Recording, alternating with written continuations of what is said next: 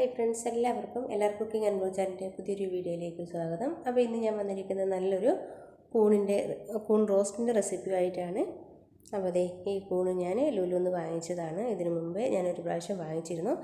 അപ്പോൾ വെച്ച് നോക്കിയപ്പോൾ അത് നല്ലൊരു ടേസ്റ്റ് ആയിരുന്നു. അപ്പോൾ അതുകൊണ്ട് വീണ്ടും കണ്ടപ്പോൾ വാങ്ങിച്ചതാണ്. ഇനി നമുക്ക് എന്ത് ചെയ്യണമെന്ന് വെച്ചാൽ ഇതെല്ലാം ഒന്ന് കട്ട് ചെയ്തെടുക്കണം.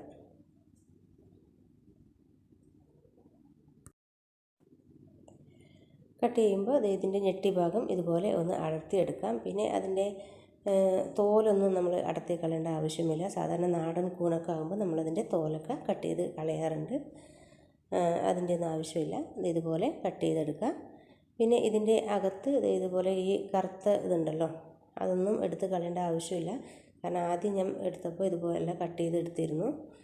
അപ്പോൾ അത് കട്ട് ചെയ്യേണ്ടതൊന്നുമല്ല എന്ന് പിന്നീടാണ് എനിക്ക് മനസ്സിലായത്. ഇനി ഇതെല്ലാം ഇതുപോലെ കട്ട് ചെയ്തെടുക്കാം. അപ്പോൾ എല്ലാം കട്ട് ചെയ്തെടുത്തിട്ടുണ്ട്. ഇനി അത് ചെയ്യേണ്ടത് ഇതുപോലെ ഒരു ബൗളെടുക്കുക, അതിലേക്ക് കുറച്ച് വെള്ളം എടുക്കുക, കുറച്ച് മഞ്ഞൾപ്പൊടി ഇട്ട് കൊടുക്കുക. ഒരു 15 മിനിറ്റ് നേരം ഇതൊന്ന് സോക്ക് ചെയ്ത് വയ്ക്കണം. മിനിമം 15 മിനിറ്റെങ്കിലും സോക്ക് ചെയ്ത് വയ്ക്കണം. കാരണം എന്തെങ്കിലും വിഷാംശങ്ങളൊക്കെ ഉണ്ടെങ്കിൽ അത് പോകാൻ വേണ്ടിയിട്ടാണ് ഇത് ഇങ്ങനെ ചെയ്ത് വയ്ക്കുന്നത്. 15 മിനിറ്റിൽ കൂടിയാലും കുഴപ്പമൊന്നുമില്ല.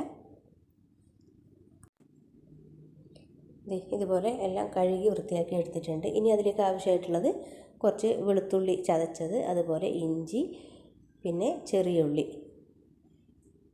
ഇനി വേണ്ടത് ഒരു മീഡിയം സൈസ് സവാള.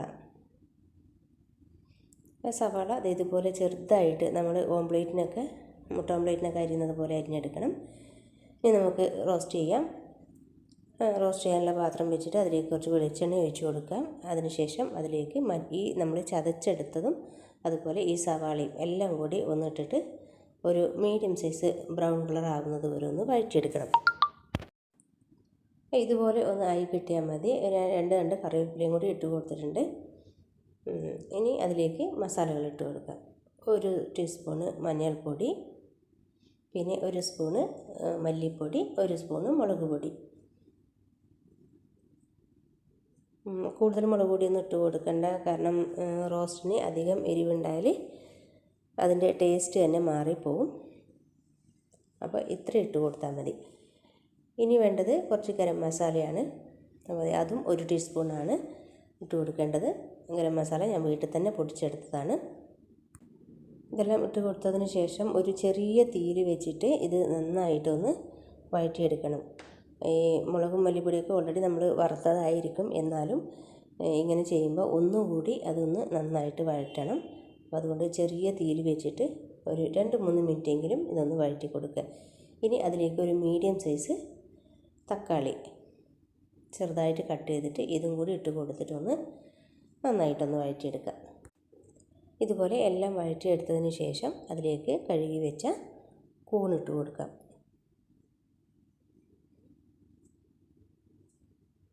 കൂണ് ഇട്ട് കൊടുത്തതിന് ശേഷം നല്ലതായിട്ടൊന്ന് മിക്സ് ചെയ്തിട്ട്, ഇപ്പോൾ വെള്ളമൊന്നും ഒഴിക്കണ്ട. കാരണം ആ കൂണിൽ തന്നെ കുറച്ച് വെള്ളം ഉണ്ടാകും.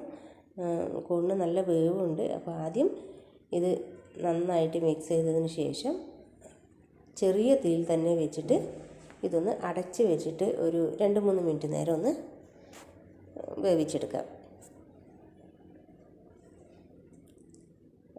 പറഞ്ഞ പോലെ അതിൽ ചെറുതായിട്ട് വെള്ളമൊക്കെ ഒന്ന് ഇറങ്ങി വന്നിട്ടുണ്ട്.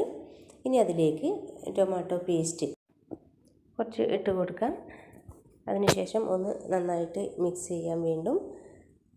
അപ്പോൾ അറിയാം അതിൽ എത്രത്തോളം വെള്ളം ഇറങ്ങി വന്നിട്ടുണ്ടെന്ന്. കൂണിന് നല്ല വേവുള്ളത് കൊണ്ട് ഈ വെള്ളം മതിയാവില്ല. ഒരു 1/2 ഗ്ലാസ് വെള്ളം ഒഴിച്ച് കൊടുത്തിട്ട്, കൂടുതൽ വെള്ളമൊന്നുമില്ല. അപ്പോൾ ഒരു 1/2 ഗ്ലാസ് വെള്ളം ഒഴിച്ച് കൊടുത്തിട്ട് ഒന്നുകൂടി അടച്ച് വെച്ചിട്ട് ഇതൊന്ന് വേവിച്ചെടുക്കണം. അപ്പോൾ കൂൺ റോസ്റ്റ് ഇവിടെ റെഡിയായി കഴിഞ്ഞു. ഇനി അതിലേക്ക് കുറച്ച് വെളിച്ചെണ്ണ ഒഴിച്ച് കൊടുക്കാം. അതിനുശേഷം തീ ഓഫ് ചെയ്യാം. അപ്പോൾ ഇത് ചപ്പാത്തിക്കും അതുപോലെ ചോറിനും ഒക്കെ പറ്റുന്ന തരത്തിലുള്ള ഒരു റോസ്റ്റാണ്. നിങ്ങളെല്ലാവരും ഇതുപോലെ ഒന്ന് ട്രൈ ചെയ്ത് നോക്കണം. നിങ്ങൾക്ക് ഈ വീഡിയോ ഇഷ്ടപ്പെട്ടാൽ ലൈക്ക് ചെയ്യാനും ഷെയർ ചെയ്യാനും സബ്സ്ക്രൈബ് ചെയ്യാനും മറക്കരുത്. അപ്പോൾ നമുക്ക് ഇനി അടുത്തൊരു വീഡിയോയുമായി കാണാം.